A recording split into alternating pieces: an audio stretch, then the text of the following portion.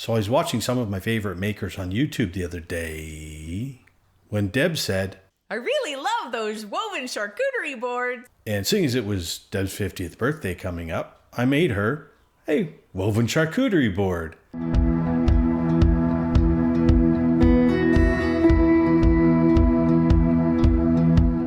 So the first thing I did was completely forget about all the stuff that I saw on YouTube because I like figuring this stuff out for myself.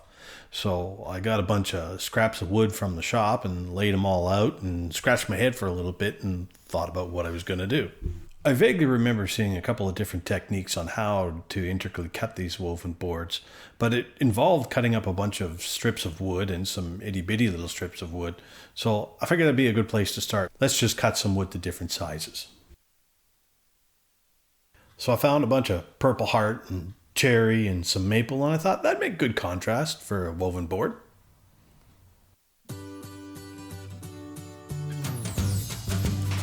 Hey, here we go. Glue up. Let's see if we do this in record damn time.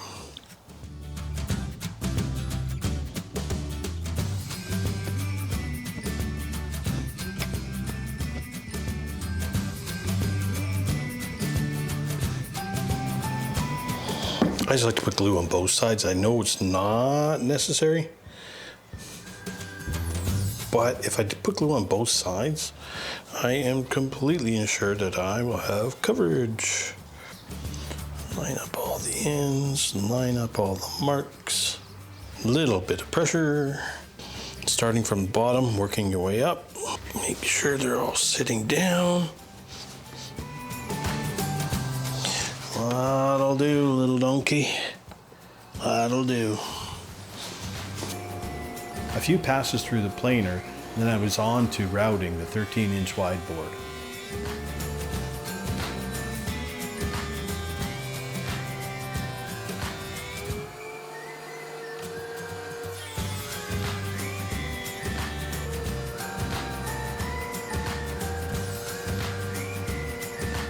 This is my first attempt at doing a woven board, so I've chosen a technique whereby I use the router to cut a 1/4-inch groove in the board, and then I can take that over to the bandsaw and cut it out, and do the final trimming with a flush trim bit on the router table.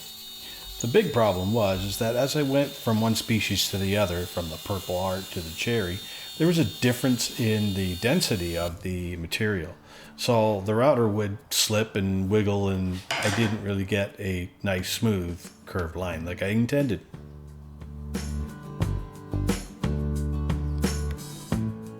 But that's what this process is all about. Learning from your mistakes. It's all good.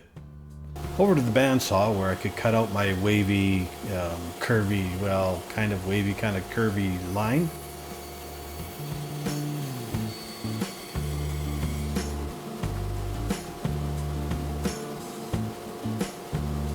And onto the router, where I could use the flush trim router bit. Yes, I'm back onto the straight edge flush trim router bit, but there's not much material to come off and I can go with the grain, so all is safe.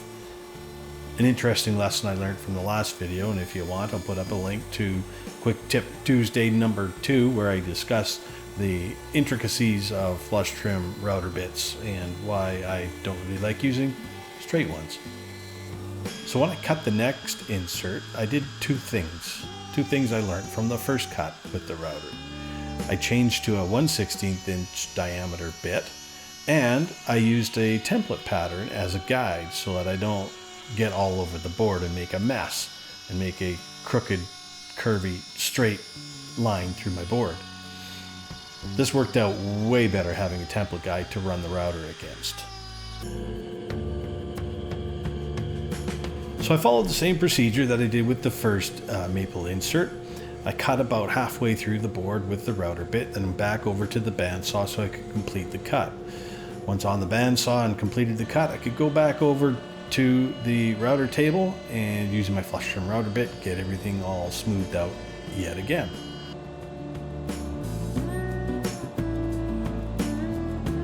This time, we're only going to use one maple insert, not three.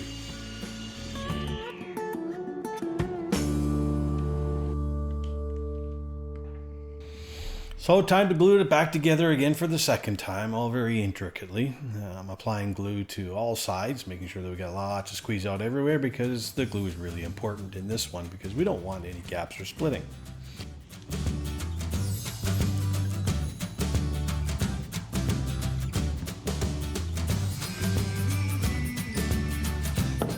So I'm making sure that all of the ends are lined up and making sure that it's sitting flat. And I really like using the Deborah clamps in this case because they're a good base, a good surface to get the board sitting all flat against. A really good reference. So took my time, did a lot of cleanup and clamped her up, making sure the strip of maple was well sandwiched in the cutoff of the board.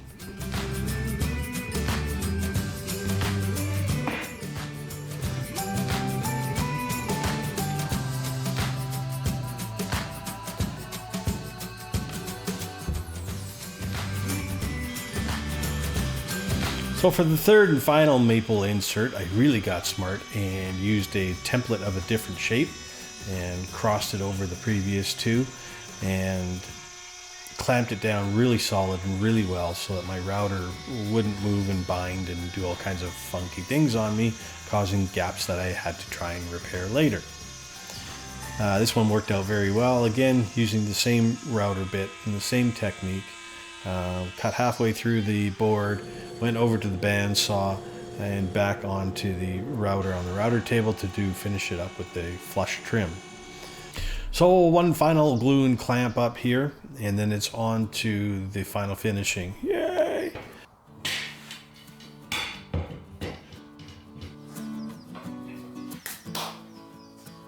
So for the final finishing, I was very happy to get out my hand planes and do some of the final smoothing to the maple insert strips because they weren't quite sitting flush, they were sitting proud of the surface.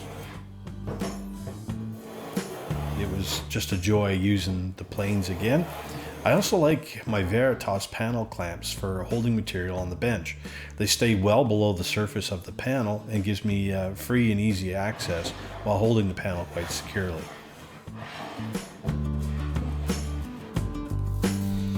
Happy Shavings Day! So once I got it all planed down and got the maple all sitting flush to the surface, I could do a final trim on the table saw using the slider table.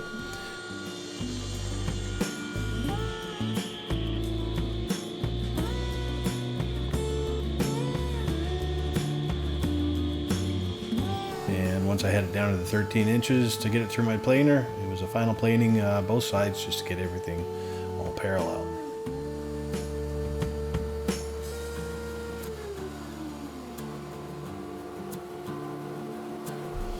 And I hope you'll agree this board is starting to look pretty cool. I like it.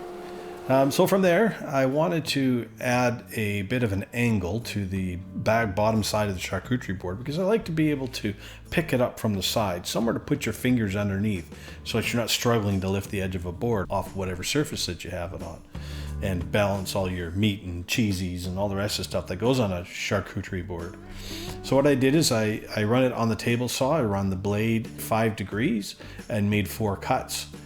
I used a jig on the table saw that raised the fence system up a lot so that it was safer to use. The jig is clamped to the existing fence and I can run the board through it without getting anywhere near or close to the blade, and it's very, very stable. Back onto the router table where I did a final round over on the top edge of the board. For aesthetic's sake, looked very nice.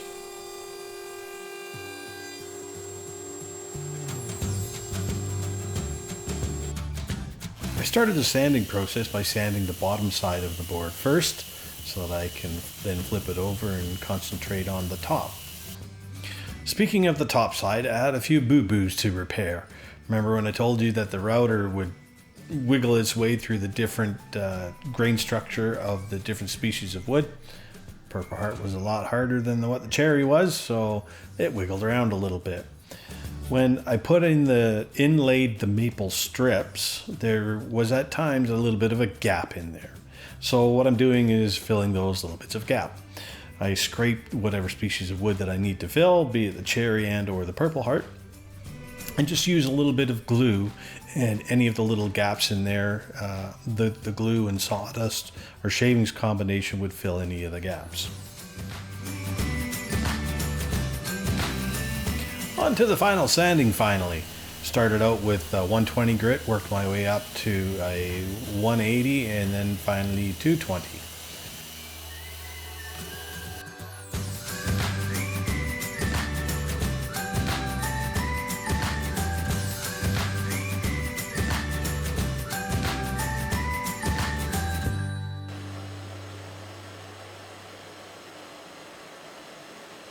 And of course, the final obligatory branding of the piece.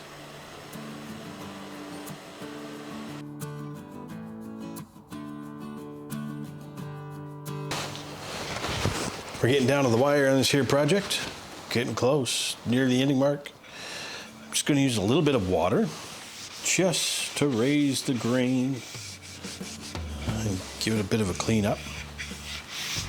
But primarily to raise the grain, to make all those little grains stand up on end, stand up at attention, so I can come along and sand them off with 400 grit.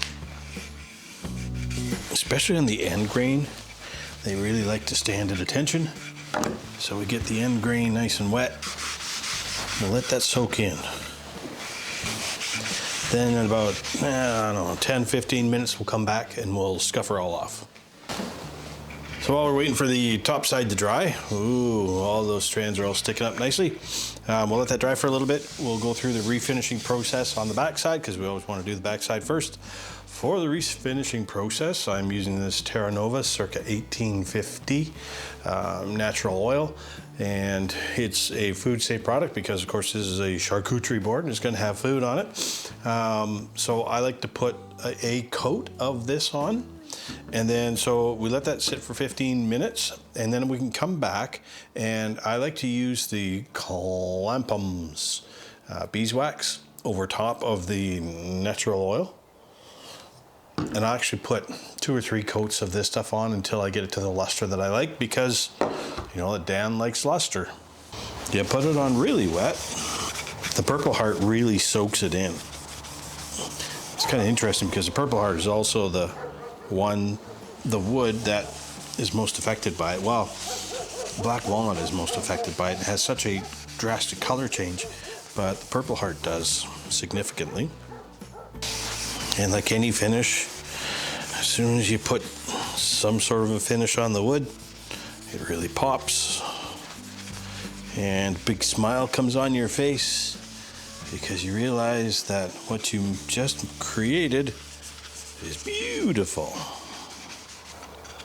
I'm thinking that's looking pretty beautiful.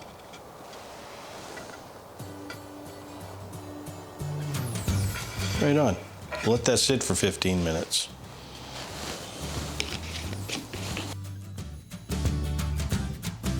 The top is ready for its final 400 grit sanding. I then blow it clean, get all the dust off of it, and apply the oil and wax coatings.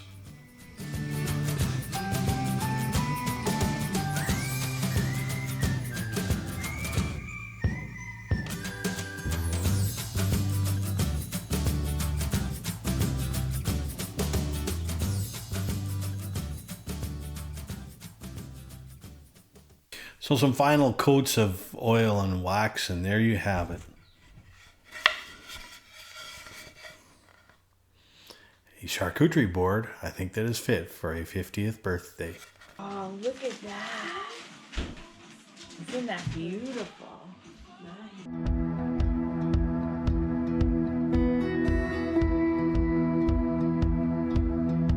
Hey, yeah, you. Come here. You need to hit the subscribe button. You know you wanna. And if you do, I might even put you on my Christmas list. Come on, do it. I won't bother you anymore. Maybe once a week you look at a video. It's okay.